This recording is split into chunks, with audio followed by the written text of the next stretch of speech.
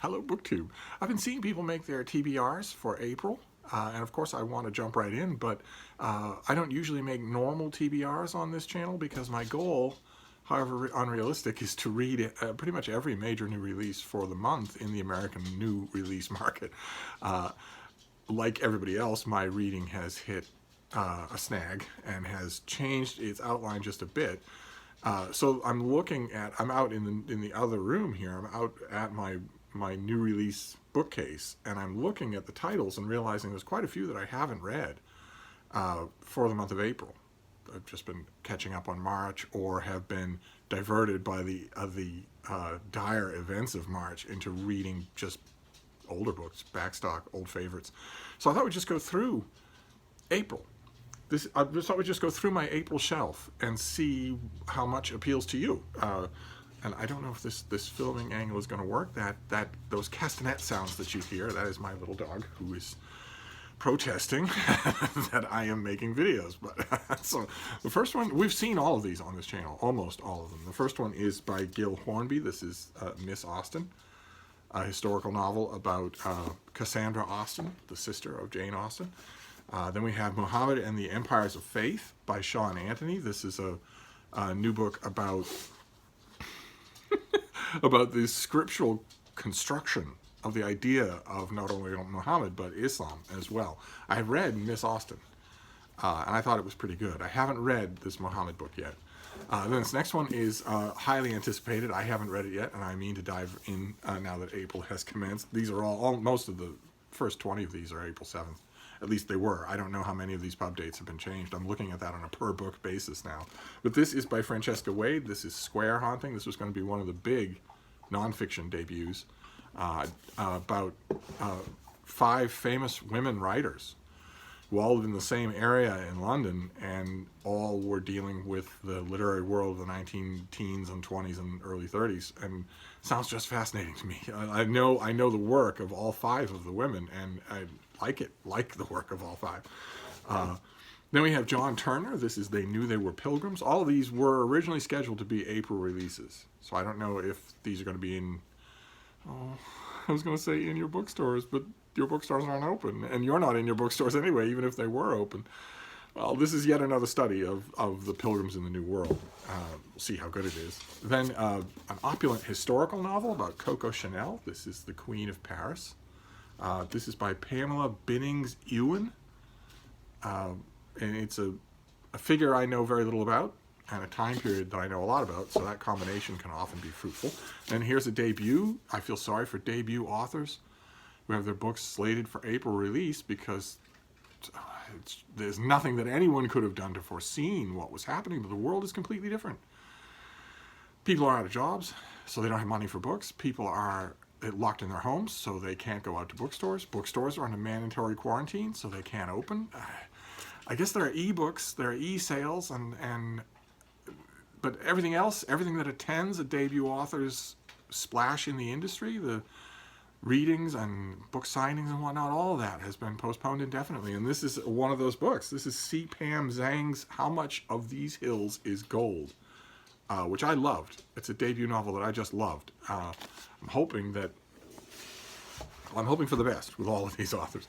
Well, this next one is nonfiction. This is by Kevin Peter Hand. This is Alien Oceans, which is all about not only the search for habitable planets and life-compatible planets outside Earth's solar system, but also the search for the very least hospitable parts of Earth's own oceans, where atmospheric pressures are enormous, where there's no oxygen, no sunlight, no photosynthesis, and yet living things. I'm gonna resist this fad that we've seen so far of 19th century style reversion to 3 names. I thought it was tedious in the 19th century, and I still do, so I'm hoping that a lot of these authors are going for just the first name and the second name. Okay, this is the finished copy of Europe Against the Jews by Gertz Ali, and this is about not just the persecution of the Jews, the broad-scale persecution of the Jews in the Second World War, but as you can tell from the dates, it's about the long grounding of the anti-Semitism. You have to change the minds of people. You have to poison the mind frames before you can get a thing like that off the ground, since you're going to need ordinary people. At every stage of the operation, you're going to need ordinary people, and they can't all have guns to their head. So you have to draw on a societal disease in order to make that kind of repression happen. How are we going to do this here? This next one is the finished copy of Hiding in Plain Sight by Sarah Kendzior, one of the most acute commentators on the Trump regime, and yet a major bill of indictment in commenting on that regime had not happened when this book went to press. So although it's going to be very interesting, it's going to feel outdated. All Trump books, all American political books are going to feel outdated until they start to catch up, and who knows when they will. Then historical murder mystery. This is C.S. Harris, Who Speaks for the Dead. These are the sincere mysteries that are so very good. I'm very happy to see this get a big, lavish hardcover. Hoping that it will. I was going to say I would hope that it would add to this series' audience. This series has always needed a bigger audience than it has, but that's not actually going to happen, is it? in this current environment. Oh my. Okay, this next one is by Danielle Trussoni. This is The Ancestor, a new forthcoming Gothic novel that I don't know. I don't know if this is coming out. I don't know if this is going to land. It's not, well, I was going to say I don't know if it's going to land in bookstores, but publishing houses don't have anybody in their mailrooms. They don't have anybody in shipping and receiving. They're not sending these things out. So, and distributors don't either. Because all of those things at every point along the way are manned by people. And people are under mandatory lockdown or don't want to acquire or transmit this virus. So who knows what's going to happen to these things? I have to get into the habit, when I'm reviewing books in April, I have to get into the habit of checking to see that any of these things are still available. If they're available in ebook, then I can justify writing a review, positive or negative. It would feel awful horrible to write a negative review of one of these things now, but you put your book out in the world, you take that chance. But I don't want to do positive or negative if these things aren't available. This next one is a guidebook, Peterson's Guide to Birds of the United States. This is just a classic, lavishly illustrated bird guide with a laminated cover. Then we have the Poets and Writers book about the complete guide to becoming a writer. This thing, I have no idea. That's another thing. I don't know what a lot of finished copies are going to look like. I don't know what the finished copy of this is. It going to look just like this? I have no idea, because I won't be getting finished copies of a lot of these things. But this turned out. I read this and it turned out to be extremely entertaining, extremely good. No matter what stage of being a writer you're at, you could do to read through this thing. Then foreign language translation and Their Children After Them by Nicholas Mathieu, about loser, lost, bored kids in the post-industrial era. I just thought it was fantastic. Even in English translation, I thought it was fantastic. The same thing with this next one. I really enjoyed it, even though it's on a subject that is guaranteed to irritate me. This is by Lindsay Chervinsky, and this is The Cabinet. And it's a study of George Washington's first presidential cabinet, back when, of course, the rules were being written. So nobody knew what a cabinet was. Are these aren't elected officials? What they aren't chosen by Congress. They aren't chosen by the will of the people. What are they, and how much power do they have? I thought all of that prototypical stuff about what this portends for the future was interesting. I have studied presidential cabinets since they were having an impact on my own life, which has been my whole life. But I thought it was even more interesting for the interplay of character. Chervinsky really she nailed down. Is Lindsay Chervinsky a man or a woman? A woman. She nailed down the characters before she started writing about them interacting, so that it ends up reading really well. Then we have more translated fiction. This is Mieko Kawakami, Breasts and Eggs. I've heard a lot of buzz about this. This is a hardcover from Europa Press. I haven't actually read it yet, but I've heard a lot. I've heard a lot about it. Then a fun Regency that we saw on this channel. This is Martha Waters, To Have and to Hoax. A different looking kind of Regency, and a trade paperback where a couple engage in a kind of psychological warfare of trying to psych each other out about one kind of distress after another, because it turns out that they may love each other more than they thought they did, which is kind of neat. I haven't got to it yet. I love the premise, but Then we have a YA book that is not calling itself YA, called It Sounded Better in My Head by Nina Kenwood. This is the finished copy. I haven't got to that yet either. Same thing with this next one. This is also YA. This is by Emily Wibberley and Austin Sigeman Broca. And this is Time of Our Lives. When Fitz and Juniper meet unexpectedly on their college tours, it's hardly love at first sight. They imagine different futures for themselves and seem destined to go their separate ways. But as their paths continue to cross, it becomes impossible to deny the obvious connection between them. So I'll have to check on all of these things. These are all advanced copies, so I have to check to see whether or not authors are doing anything for these books, any kind of publicity-wise. It breaks my heart, because now is the time when mainstream publishers, especially in America and the UK, should really know about BookTube. They really should. It could help a lot, but they don't, and I don't know if these books will even come out. Finished copies, I'm thinking probably that it's too late to change anything. Like, this is the finished copy of Nightshade, the new Alex Rider story by Anthony Horowitz. I love these books. I loved this book. It had one particular moment in it that I thought was, even for the outlandishness of these books, there was one moment in here that was just, oh, come on. but even so, even the oh, come on moments, I tend to forgive for this author because he's so good.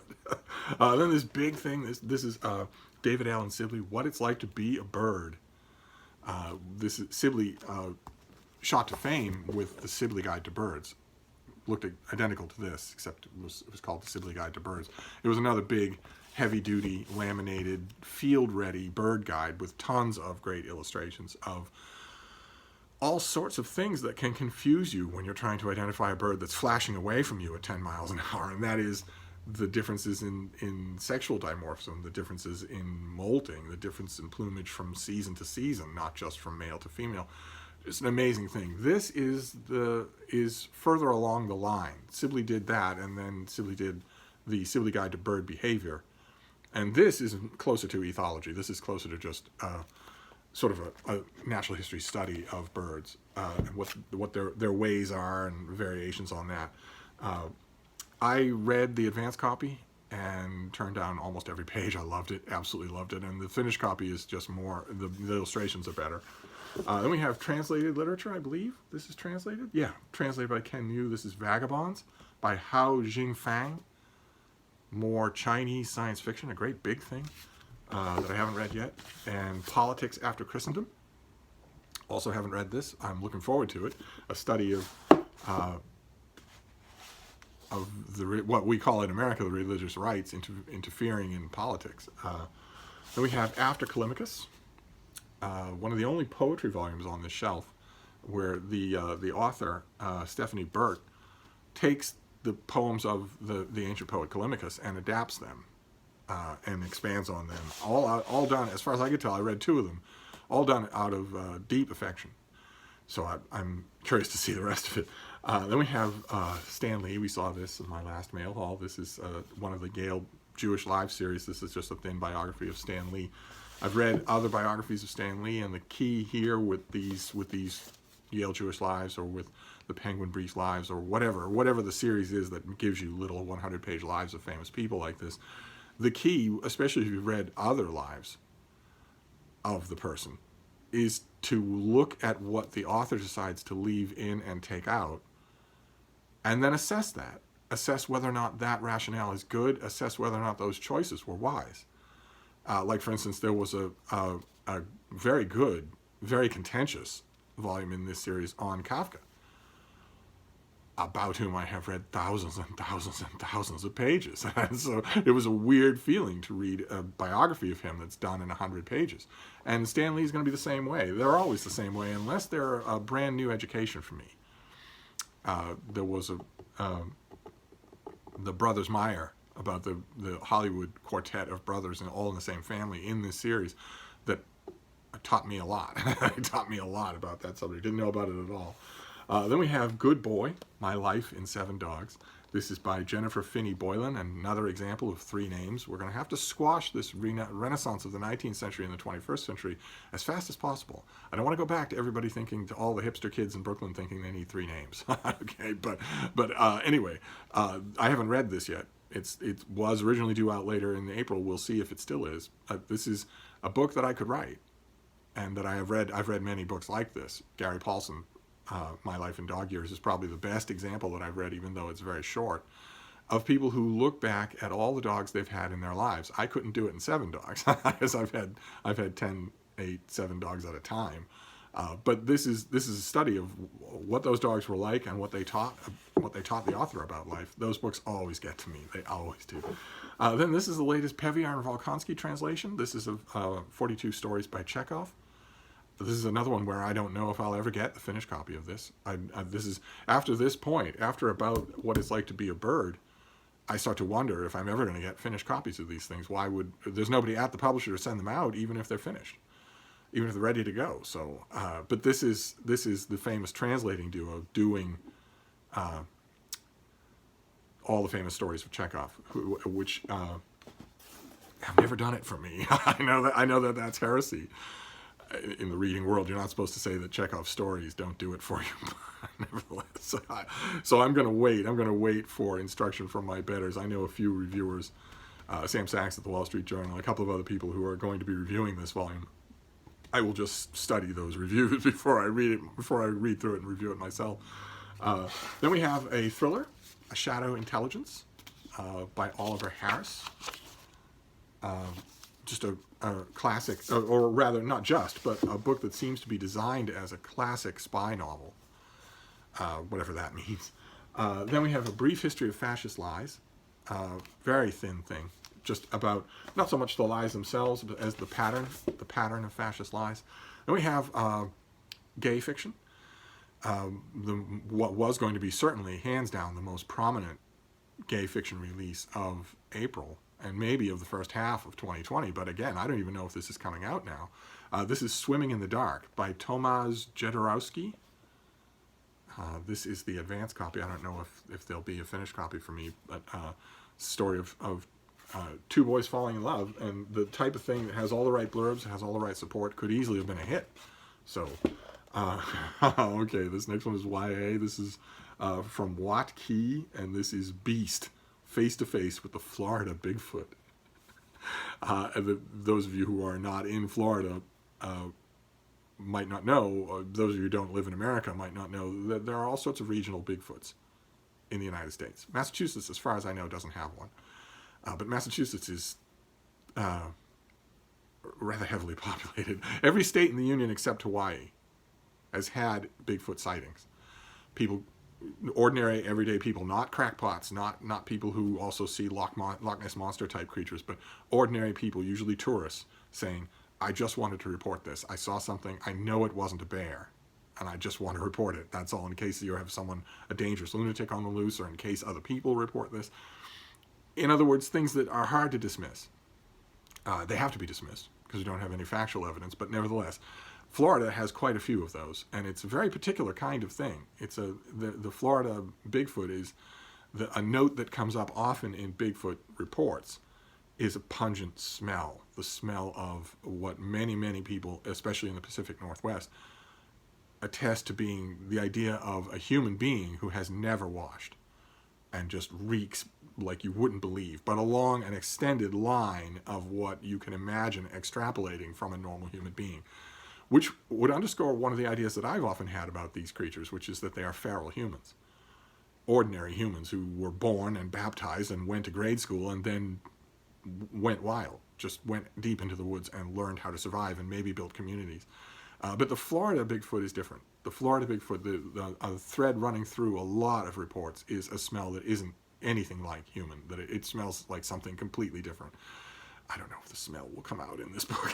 It's about a courageous boy encountering one of them. Then we have a murder mystery, Pliny the Younger. This is Hiding from the Past by Albert Bell. There have been many books in this series. I forget which number this is. The 8th. This is the 8th one. The story of Pliny the Younger, the Roman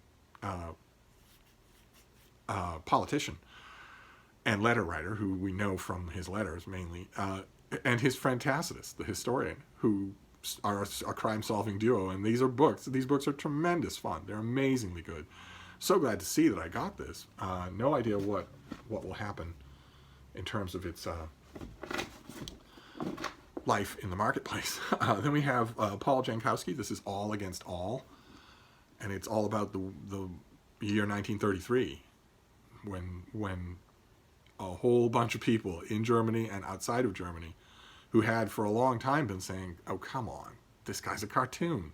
His followers are cartoonish. His rallies are cartoonish. Nothing serious will come of this. Even if it's just a temporary blip on the radar, even if we have to deal with it for a little while, we won't have to deal with it forever. No one outside the country will ever have to deal with it. When those people started changing their minds, and when people started to realize something else was happening here. I've read many, many, many histories of 1933, but I'm always up to read another one. Okay, then we have Jonathan Bate, the great Jonathan Bate, Radical Wordsworth. Again, no idea. These are all at the end here. I do this all chronologically, so that's why we're moving from finished copies to advanced copies, because these are later in the month. I don't know if this has a date on it, but this is the original date stamped on this would probably be later in the month. No idea if these things will actually come out, but this is all about the Wordsworth that we tend to forget. People tend to think of Wordsworth, the older, more settled, more stately, more statesman-like poet, and we forget that he was fire-breathing radical in his youth. And this biography is meant to remind us. Then the finished copy of the Florios of Sicily. This is also translated, I believe. Yes, translated by Catherine Gregor from the Italian. Lavish historical novel that is slated for the end of April. We shall see. I haven't got to this. I had the advanced copy forever and ever and didn't do it. And finally, the last one here for your April TBR, this wasn't too long, was How the West Stole Democracy from the Arabs by Elizabeth Thompson. Once again, that is a subtitle. The book's subtitle has a subtitle, but the title is actually the subtitle. You should give it a title, and not this, not the premise of the book, not the elevator pitch of the book. But this is right up my alley. I know a lot about this time period, but I haven't got to this book yet. I will, of course, because I don't think I'll be getting any more April books. I had quite a few more. I had about twice as many of these, and when I moved all the April books up to this top shelf, I then went through them all. I pulled out all the advanced copies that I had finished copies, for which I had finished copies, and I pulled out everything else, everything that was weird or sketchy, or was a subject I was never going to review, or was a book that I was going to send to someone else to review. Put those on a pile over there or by the desk. Those are still sitting there. I'm not gonna go to the post office. I don't want the post offices to be open. Even if they are, for necessities, checks have to go out. People have to send supplies and medicine to other people who can't get it in their neighborhood. So I know you can't do that. You can't close them. Although I've heard rumors. I've heard rumors that the idea has come up in Republican circles on Capitol Hill of shutting down the postal system. And using this virus emergency as an excuse to do so. But with an eye on shutting down postal voting in the November election, since I think it's pretty obvious that we can't have people going to polling places. They can't go to their voting place and line up all day long. And I think Republican congressmen, Republican lawmakers are starting to see that, and see that if they shut down the postal service, then anyway. That was the first thing I did when I moved all these up here. I pulled everything out that wasn't a likely review, and that's why this is just one shelf instead of piles and piles, mountains and mountains. And I have to go even further. I have to go even further. I have to look at all these things now and see if their dates have changed. It could be even smaller number than this. But anyway, I thought that would be a nice window for you, at least the stuff that had an April pub date on it, whether it actually comes out or not. So this is a sort of a lay of the land for you in terms of just some titles that I find interesting that are coming out in April. And we'll see. You can let me know if you found this at all interesting. But I'm going to wrap this up for now. I just wanted to get in on the April TBR game. But I will be back. Thank you, BookTube.